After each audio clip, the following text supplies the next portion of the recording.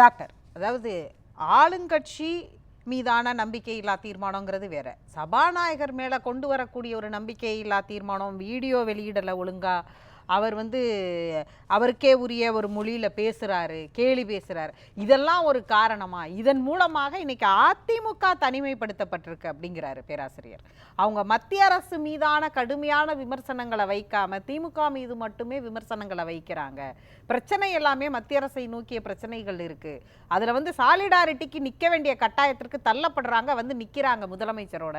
ஆனா விமர்சனம் முழுவதும் திமுக மேல. இன்னைக்கு நம்பிக்கையில்லா தீர்மானம் கொண்டு வருவதற்கான சொல்லப்பட்ட காரணங்கள் எதுவுமே சட்டமன்றத்துல ஒரு சபாநாயகர் எதிராக நடைபெற்று கொண்டாருங்கிறதுக்கான காரணமா இல்லை அப்படின்றார்.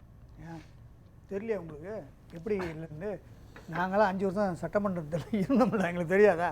அதாவது அரசியலில் பேசணுங்கிறத கூடாது. சபாநாயகர் ஒரு கட்சியை சார்ந்தவர், தேர்ந்தெடுக்கப்பட்டவர் பட்டவுடன் அவைக்கு அந்த சபாநாயகர் அவையில் அமர்ந்தவுடன் அவர் பொதுவானவர். இப்படி தான் இருக்கும். இதுதான் முறை, இதுதான் விதி, இதுதான் மரபு, மாண்பு.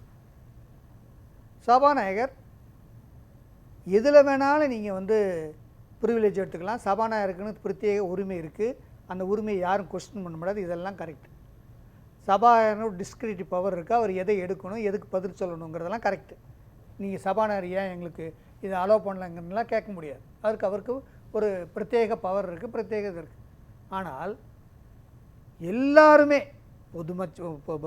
சபாநாயகரும் சரி, எதிர்கட்சி தலைவரும் சரி, முதலமைச்சரும் சரி, சட்டமன்றமும் சரி, யாருக்கானது?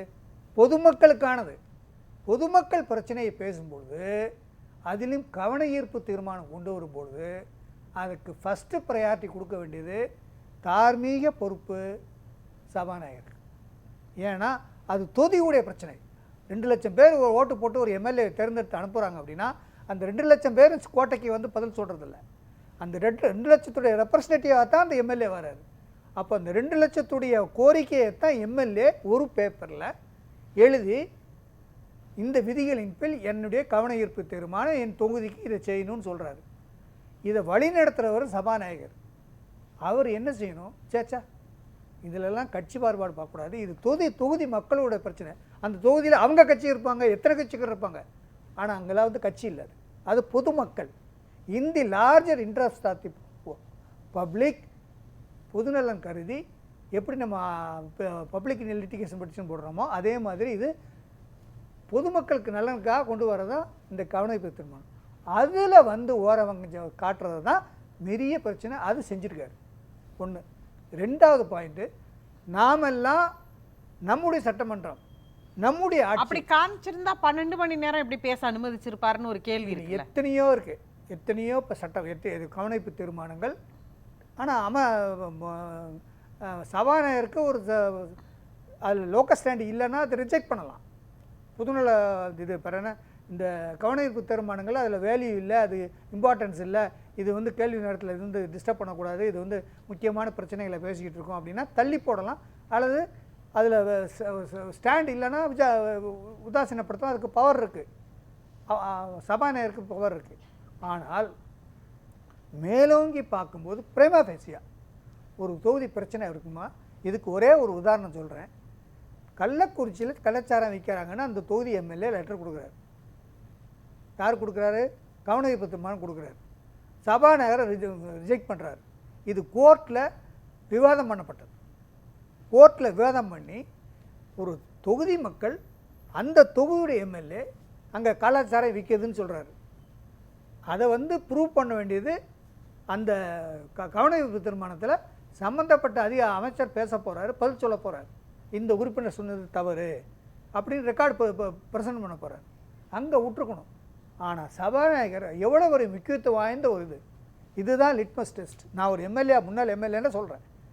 இது அலோவ் பண்ணியிருக்கணும். அந்த எம்எல்ஏவை கொடுத்ததை எடுக்கவே இல்லை. அது கோர்ட்டுக்கு ஹைகோர்ட்டுக்கு ஹைகோர்ட்டில் அதை அஃபிடேவிட்டாக ஃபைல் பண்ணி அது விவாதத்துக்கு உட்படுத்தப்படுத்துது. அப்புறம் அந்த ஜட்ஜ்மெண்ட்டில், கள்ளக்குறிச்சி மேட்டர் ஜட்ஜ்மெண்ட்டில் அதையும் கோட் பண்ணி தான் ஜட்ஜ்மெண்ட் எழுதுனாங்க. இதுக்கு எது சொல்கிறேன்னா, இந்த மாதிரி பிரச்சனைகள் இருக்கும்போது நீங்கள் எதில் வேணாலும் சொல்லுங்கள், உங்களுக்கு எக்ஸ்ட்ராடினரி பவர் இருக்குது, நான் ஒத்துக்கிறேன். சபாநாயகர் தான், நீங்கள் உங்களுடைய டிஸ்கஸ் பவர் தான், உங்களை வந்து யாரும் கொஸ்டின் பண்ண முடியாது, அதையும் நான் ஏற்றுக்கிறேன். சரி, அது ஒரு முக்கியமான பிரச்சனை. அது நீதிமன்றத்துக்கு வந்துச்சு. நீங்க சொன்ன இந்த இஷ்யூ அன்னைக்கே பேசு பொருளாச்சு, ஊடகங்கள்லயும். ஒரு எக்ஸாம்பிள் சொல்றேன். ஆனால் இந்த எக்ஸாம்பிளை வைத்து அன்னைக்கே கொண்டு வந்திருக்கலாமே. இது இந்த நம்பிக்கையில்லா தீர்மானத்தை அன்றைக்கே கொண்டு வந்திருக்கலாமே. இதே ஒரு காரணம், வலுவான காரணம் சபாநாயகர் மேல வைக்கிறீங்க நீங்க. இதுதான் காரணம் என்றால் அது அன்னைக்கு இன்னும் சூடான பிரச்சனையா, அன்னைக்கு தமிழ்நாடு முழுவதும் பேசு பொருளா இருந்த கள்ளக்குறிச்சி இஷ்யூ வந்தப்பவே இதையும் கொண்டு வந்திருக்கலாமே. அதன் பிறகு சட்டமன்றம் எத்தனை முறை கூட்டப்பட்டிருக்கு. நெறியாளர் வாழைப்பழத்தில் ஊசியத்தையும் கரெக்ட். நல்ல கேள்விதான், மாற்று கருத்து இல்லை, கரெக்டு தான். அப்பவும் சொல்லியிருக்கணும், late but not that late. இது இப்பவும் சொல்லியிருக்காங்க. அப்படின்னா சப்சிக்வெண்ட்டாக, அதாவது சபாநாயகரை வந்து எப்போவுமே நம்ம வந்து சபாநாயகத்தை தான் நம்ம எதுவும் போகணும். ஒரு தொகுதியுடைய பிரச்சனையை சொல்லும்போது சட்டமன்றத்தில் பேசினா சபாநாயகருடைய முயற்சி நமக்கு வேண்டியிருக்கும். இப்போ எல்லாருமே, எல்லா கட்சிக்காரங்களுமே சபாநாயகரை வந்து ஒரு குட் புக்ஸ்லாம் வச்சுக்கணும்னு நினைப்பாங்க. நாங்களாம் எம்எல்ஏ இருக்கும்போதும் எங்கள் சீஃப் மினிஸ்டர் எங்கிட்ட அதான் சொல்லுவாங்க. மீட்டிங் போடும்போது எம்எல்ஏஸ்லாம் எப்போவுமே சபாநாயகரோட ஒரு குட் புக்ஸில் வச்சுக்கணும், விவரம் தெரிஞ்ச அமைச்சர்கள்லாம் சொல்லிக் கொடுப்பாங்க. இந்த மாதிரி சபாநாயகர்கிட்ட நம்ம குட் புக்ஸ் தான் நம்ம காரியங்களை செய்ய முடியும். ஏன்னா அந்த மந்திரிகள்கிட்ட கேட்டுடலாம், சில ஸ்டேட் ஆஃபீஸர்ஸ்கிட்ட கேட்க முடியாத, அவங்க கண்டுக்க மாட்டாங்க. உரிமை பிரச்சனை அந்த மாதிரி பிரச்சனைகள்லாம் கொண்டு வந்தால் தான் காரியம் நடக்கும், அப்போ தான் பொதுமக்களுக்கு செய்ய முடியும்னு சொல்லிக் கொடுப்பாங்க. இதனால் எப்போவுமே வந்து எல்லா உறுப்பினர்களுமே சபாநாயகர்கிட்ட ஒரு சாஃப்ட்வேர் இருப்பாங்க. எல்லா சபாநாயகர் வீட்டில் ரூமில் போய் உட்காந்துட்டு ஒரு நியூஸ் பேசிட்டு ஒரு அப்படிதான் செங்கோட்டையனும் பேசினாரா? ஒரு இது ஒரு மரபு இடம் பிடிக்க தான் செங்கோட்டையனும் பேசினார். இது ஒரு மரபு, சட்டமன்ற மரபு, எல்லாருமே பேசுவாங்க, பண்ணுவாங்க. அப்படி இருக்கும்போது சபாநாயகர் வந்து ஒரு சின்ன ஏதோ மிஸ்டேக்கோ ஏதோ கம்பல்ஷனோ ஏதோ ஒன்று தெரியும் எங்களுக்கு எல்லாத்துக்குமே. சபாநாயகர் இஸ் அன் அன்அவைலபிள் சிச்சுவேஷன் அப்படிங்கிறதெல்லாம் எங்களுக்கு தெரியும். அதனால் சிலதெல்லாம் நேக்க போக்க விடுறது. ஆனால் சப்சிக்வெண்ட்டாக when there is an malafide intention இருக்குது, ஒரு ஒரு ஒரு பர்பஸ்ஃபுல்லாக பண்ணுறாங்க, ஒரு கார்னர் பண்ணுறாங்க, அப்படிங்கும்போது எங்கே பர்ஸ்ட் அவுட் ஆகும் அப்படின்னா, நீங்கள் பொலிட்டிக்கலாக பண்ணுங்கள், இட்ஸ் ஓகே, அது பொலிட்டிக்கலாக சால்வ் பண்ணுங்கள். பட் தொகுதி பிரச்சனைகள்னு வரும்போது நம்ம யார்கிட்ட போகணும்? அப்படியான எந்த பிரச்சனையுமே இன்னைக்கு எதிர்க்கட்சி தலைவர் வெளியில வந்து சொல்லல. இந்த தொகுதி பிரச்சனைகள்ல பேச விடாம அவர் வாயடைத்து விட்டார். சபாநாயகர் அவருடைய அதிகார எல்லையில நின்னுக்கிட்டு இந்த மாதிரி கொடுக்கப்பட்ட கடிதங்களோ அல்லது 0 ஹவர்ல பேச கொடுக்கப்பட்டது எதையுமே அவர் கணக்கில் கொள்ளல, எடுத்துக்கவே இல்லை. அதனால அதிமுக தொகுதி உறுப்பினர்கள் அந்த மக்களுக்கு துரோகம் இழைக்கக்கூடிய சூழல் வந்திருக்குன்னு ஏதாவது ஒரு இடத்துல இன்னைக்கு எதிர்க்கட்சி தலைவர் அந்த பத்திரிகையாளர் சந்திப்புலையோ இல்ல உள்ள பேசும் பொழுதோ குறிப்பிட்டிருக்காரா? குறிப்பிடலையே.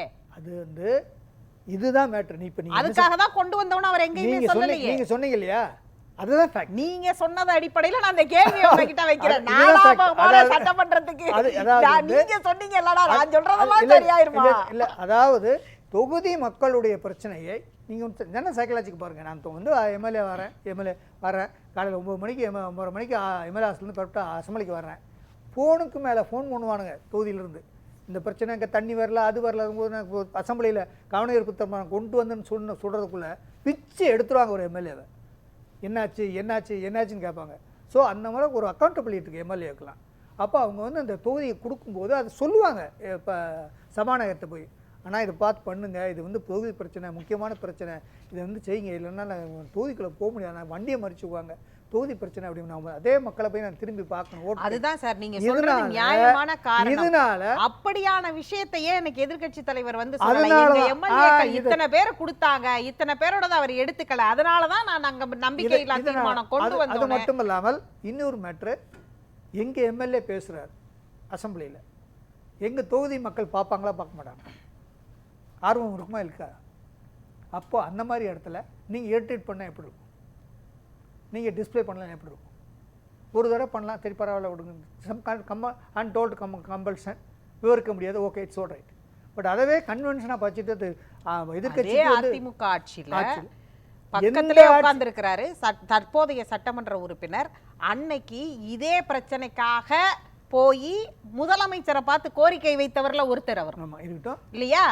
அன்னைக்கு வந்து இதே நேரலை ஒளிபரப்ப குறித்து இதே கோரிக்கையை முதல்ல தேமுதிக தான் வச்சுச்சு. அன்னைக்கு கோரிக்கையாக அந்த எம்எல்ஏக்கள் போனப்ப இவரும் போய் கோரிக்கை வைத்தவர்கள்ல உட்கார்ந்துருக்கிறார். நீங்க சொன்ன மாதிரி அதை குட் சென்ஸ்ல எடுத்து இந்த குட் சென்ஸ்ல எடுத்து சபாநாயகர் இப்போ சபாநாயகர் என்ன பண்ணிருக்கணும், உங்க ஆட்சியில் இதெல்லாம் பண்ணல, நான் பாருங்க எல்லாம் பண்ணன்னு சொல்லியிருந்தா அன்னைக்கு அவருடைய ஸ்டேஜ் உயர்ந்திருக்கும்.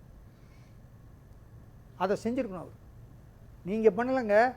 நான் வந்து இப்போ நடுநிலையாக இருந்து பண்ணியிருக்கேன்னா அவர் ஒரு அடி உயர்ந்திருப்பார். ஏற்கனவே ஒரு வளர்த்தி இருந்தால் இன்னும் கொஞ்சம் உயர்ந்திருப்பார்.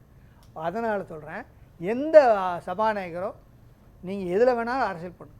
ஆனால் தொகுதி மக்கள் என்பது எம்எல்ஏக்களுக்கு அபரிதமான ப்ரெஷர் இருக்குது. எம்எல்ஏ தேர்ந்தெடுத்த சட்டமன்றருக்கு பயங்கரமான தொகுதி மக்களுடைய கோரிக்கைகள் பிரச்சனையை பேச சபாநாயகர் அனுமதிக்கல. அதனால தான் நம்பிக்கையில்லா தீர்மானம்னு டாக்டர் ஸ்ரீதர் இந்த காரணத்தை முன்வைக்கிறார். அது அண்ணன் சொல்றாரு, கவன ஈர்ப்பு தீர்மானம்ன்றது எல்லா சட்டமன்ற உறுப்பினர்களும் பொதுவாகவே தொகுதியினுடைய பிரச்சனைகளை கொடுப்போம்.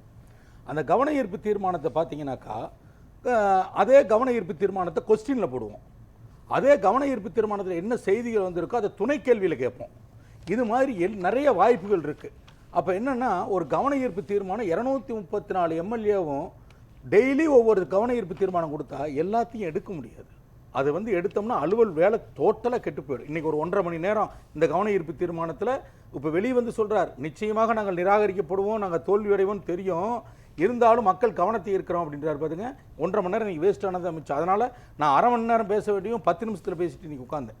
ஒரு உதாரணத்துக்காக சொல்கிறேன். அதனால் இந்த கவன ஈர்ப்பு தீர்மானங்கிறது வந்து சபாநாயகரோட அதிகாரத்துக்கு உட்பட்டிருந்தால் கூட அவர் எந்தெந்த கவன ஈர்ப்பு தீர்மானங்களை எடுத்துக்கொள்ளலாம் என்று ஒரு வரைமுறை இருக்கிறது. அதுபடி தான் எடுத்துக்குவார். அதனால் தினமும் எடுக்க முடியாது. அதாவது தினமும் எல்லாருடைய கவன ஈர்ப்பு எடுக்க முடியாதுங்கிறது முதல்ல நம்ம ஒரு பாயிண்டாக சொல்கிறேன். ரெண்டாவது, பேசும்பொழுது கள்ளச்சாராய மேட்ரு சொன்னார். கள்ளக்குறிச்சி கள்ளச்சாராய மேட்டரை பொறுத்த வரைக்கும் அந்த அந்த அந்த கவன ஈர்ப்பு தீர்மானத்தை எடுக்கலைங்கிறது ஒரு பெரிய குற்றமாக சொன்னார்.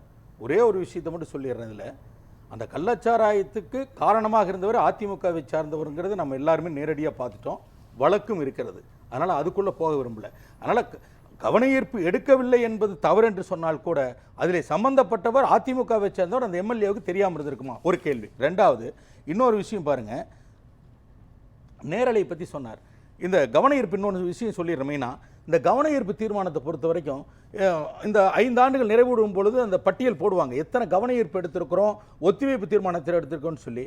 அந்த பட்டியல் போடும் பொழுது அதிமுகவை சார்ந்தவர்கள் கொடுத்த எத்தனை கவன ஈர்ப்பு இருக்கிறது என்பதை இப்போ என்னால் சொல்ல முடியும். ஆனால் அதிகப்படியான கவன ஈர்ப்பு தீர்மானங்களை எடுத்து சட்டமன்றத்தில் விவாதித்தது அதிமுக சேர்ந்தவர்கள். நான் கடந்த முறை நான் சட்டமன்ற உறுப்பினராக இருக்கின்ற பொழுது நாங்கள் கொடுக்கின்ற கவன ஈர்ப்பு தீர்மானம் எதையுமே எடுக்க மாட்டார்கள். அப்பொழுது அந்த கவன ஈர்ப்பு தீர்மானத்தை எடுக்கிறார்கள் என்று சொன்னால் அதிமுகவை சார்ந்தவர் கொடுத்ததோடு எங்களது மேட்ச் ஆகிற மாதிரி இருந்தால் எங்கள் பேர் அதில் சேர்த்துவாங்க. எங்கள் பேர் முன்னாடி வராது. அவங்களுடைய பேருக்கு அடுத்து மற்றும் இவர் இன்னைக்கு எப்படி ஆர்பி உதயகுமார் மற்றும் பல உறுப்பினர்கள்னு சொன்னாங்க பாருங்க, அது மாதிரி அவங்க பேரை போட்டு மற்றும் பல உறுப்பினர்கள்னு ஒட்டுமொத்தமாக வந்துடும். இதுதான் வந்து அவங்களுடைய நடைமுறை. இன்னும் ஒரே ஒரு விஷயத்தை மட்டும் சொல்லிட்டு விடப்படுறேன். என்னென்னு கேட்டீங்கன்னா, நேரலையை பொறுத்த வரைக்கும் முழுக்க இன்னைக்கு எங்களுடைய பேரவைத் தலைவர் ஐயா அப்பா அவர்கள் வந்ததற்கு பிறகுதான் இன்றைக்கு நேரடியாக கேள்வி பதில் கிட்டத்தட்ட 1.5 மணி நேரம் தினமும் நேரலையில் ஒளிபரப்பப்படுகிறது. அதே போல் அந்த காணொலியும் காணொலி வேணுமா இந்தாங்கன்னு சொல்லி கையில் கொடுக்கக்கூடிய முறையை கொண்டு வந்தது ஆட்சி. இன்னும் ஒரே ஒரு விஷயம், அதிமுக சபாநாயகர்களுக்கு ஒன்று சொல்கிறேன். கடந்த ஆட்சியில் இருந்த சபாநாயகர்கள் எல்லாம் வானளாவி அதிகாரம் இருந்தது.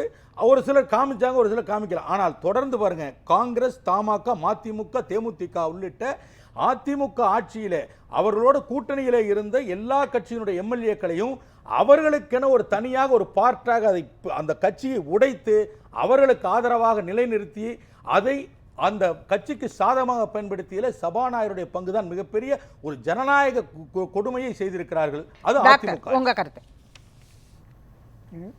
நீங்க சொன்னதுக்கு தான் அவர் பதில் சொல்லியிருக்காரு. அதாவது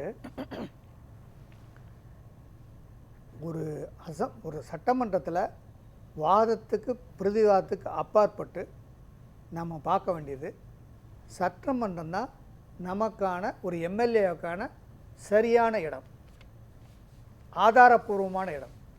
அங்கே வந்து தான் எம்எல்ஏ வந்து தன் வாக்களித்த மக்களுக்கு நான் என்ன வேலை செய்கிறேன்னு சொல்கிற இடம் அதுதான். மற்ற இடத்துல நம்பி ஆஃபீஸர் பார்க்குறதா ஒன்றும் வேலை கேட்காது. சட்டமன்றம் தான் அங்கே இருக்கணும். அதில் இந்த எம்எல்ஏக்களை அவர் அந்த கட்சியை சார்ந்தவர் இந்த கட்சியை சார்ந்தவர்னு எந்த வேற என்ன சபாநாயகர் அதிமுக இருந்த சபாநாயகர் இருந்தாலும் சரி, டிஎம்கே இருந்த சபாநாயகர் ஆட்சியில் சபாநாயகர் இருந்தாலும் சரி, யாராக இருந்தாலும் சரி, அது செய்யக்கூடாது. பொதுவாக தான் சபாநாயகர் இருக்க வேண்டும். எதில் மக்கள் பிரச்சனையில் மட்டும் அது அப்படித்தான் அந்த எம்எல்ஏக்கு அப்போ தான் அங்கே மரியாதை இருக்கும். இல்லைன்னா அந்த